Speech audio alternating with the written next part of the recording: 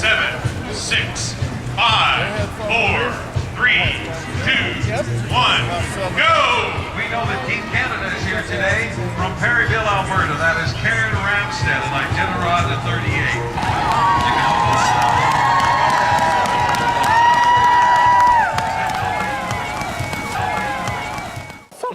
did you get involved in this controlled chaos? I've been doing it for over 20 years now. I think going probably 25 since we got our first Siberian. How many times have you participated in the Iditarod? This will be my ninth Iditarod. Ninth year, yeah. And you started. What was your first year you? 2000. What's their workout like? How many hours a day do you run them? It depends. They start in the fall on a pretty light workout schedule. Their first runs will be 4 to 5 miles. And then later on in the season, they can be running for 12 plus hours in a day. So I had said something about, I guess it's like a 40-hour-a-week job, but no, it's not. It's no, more like it's 80 not. or 100. It's a 24-hour day, 365-day-a-year job. So it's a lifestyle. It's not a job. It's not a hobby, not a job. I can't imagine that. To never have camped, to be on the ultimate 2-week camping trip. Well, the camping we do is really not camp. Everybody thinks I'd be great to camp with because I know we just suffer. We don't camp. We don't use tents. We don't use, it's not like we sit around a roaring campfire and drink coffee.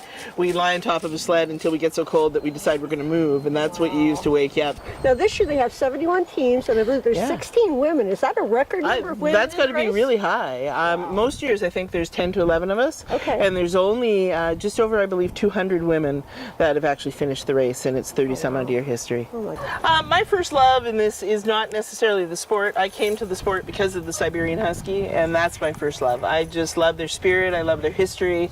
I love their personalities. They're just an animal that clicks with me. It just feels right to be around them and involved with them, and I can't imagine my life without them. Well, I've also heard that you do have the prettiest team. I think that's absolutely without a doubt a fact. You get a litter of puppies. What characteristics are you looking for to pick out that one dog? I don't often look at dogs as puppies. We pretty much, all the dogs grow up in our yard, and we free run them and play with them and just, work them and give them all a chance, because they need to have that drive inside them, and you can't look at a dog and figure out if that's there. So basically you run them. And I think you were talking to Lisa and saying just the care of the dogs on the trail is such a huge part of the race. You're running 12 or 14 or 16 hours, and then you have to stop and take care of 16 dogs. You bet. Of course, the first question I asked, I said, well, her helpers can help her, but then they tell me, no, she doesn't get any helpers. No helpers, just me. And that's your first thing when you pull in, is to look after the dogs. They get a good number. They rest about as many hours as they run in a day.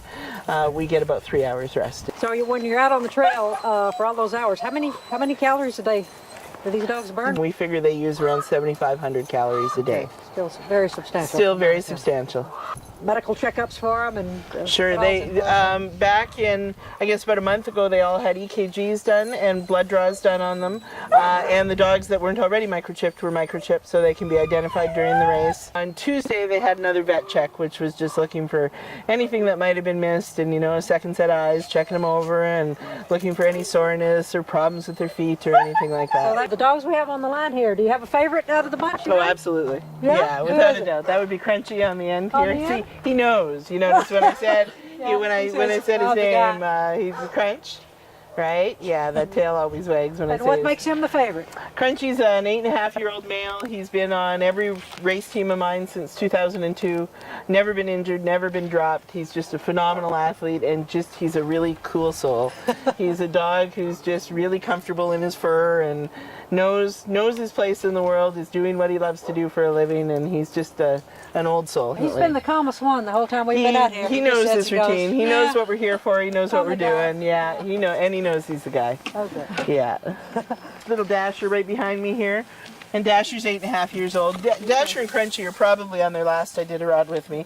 Right, Dash? Yeah. And she's been my number one standby leader for the last few years.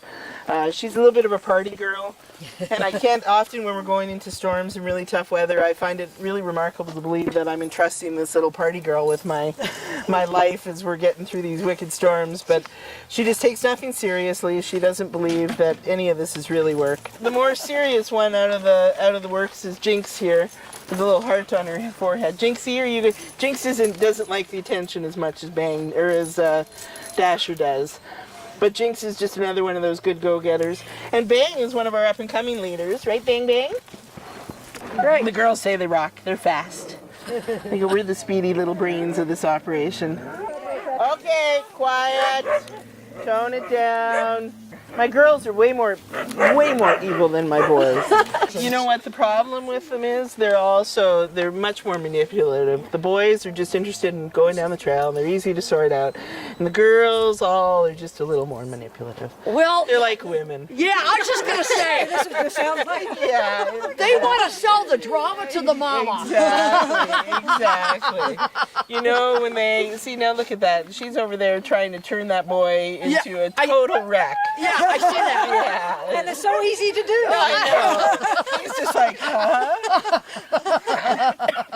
One of the things that Kay and I do a lot of with Babes with Bullets, people say, oh, well, that doesn't run much money. When people don't look at how much does it run for guns, for ammo, for range fees, for condos, and I said, can't be any different for racing. I mean, your feed bill's got to be up there. You run 65 to 70 dogs looking for a good team. Right. So your feed bill in a year is, just give me a rough estimate in a year. All right, well, see, our feed, I don't figure out kennel expenses for a year. Okay. But our Iditarod expenses, Yes. not related to kennel expenses, $30,000 Really? to run the race. Now, is that an entry fee? Part of that an entry Entry fee? fee is $4,000. We have to we pay a fee to ship all our food and gear out on the trail. So that's not for free. No, none of Oh, that's okay. for free. Then, of course, there's just simply the extra dog food that we need because you need to pack more calories Sure. into them. The gear that's needed. You don't need one good pair of long underwear. You need 3 or 4 or 5 because you gotta change underwear out there somewhere. Yeah, I'm getting emails as women knew we were coming up for the Iditarod, Yeah. and I'm getting them from men and women. They're saying,